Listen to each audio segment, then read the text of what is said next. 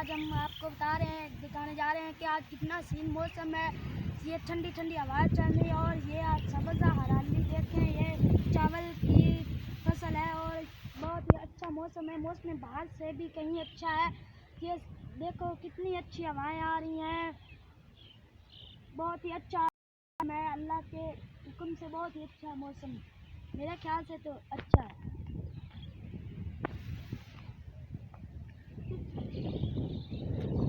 जी भाइयों, देखो कि हमें तो ऐसा लग रहा है कि जैसे कि बारिश का इम्कान हो चुका है।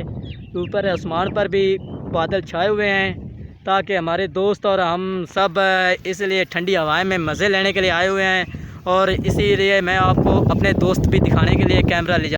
आप इंजॉय करें, हम देख आप भी इंजॉय करें और हम भी इंजॉय करते हैं।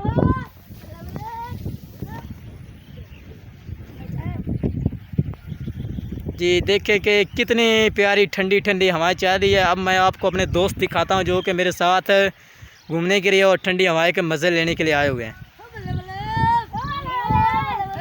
देखोगे कितनी मौज मस्ती के साथ वो नाच रहे हैं, कितना अच्छा और कितना प्यारा डांस कर रहे हैं। हमारे YouTube चैनल को सब्सक्राइब कीजिए, लाइक कीजिए, शेयर कीजिए, घंटी का बटन ज़रूर दबाइए और कमेंट में भी बताइए ताकि हमारे आने वाले वीडियो आप तक पहुंचती रहे। अल्लाह हाफिज़।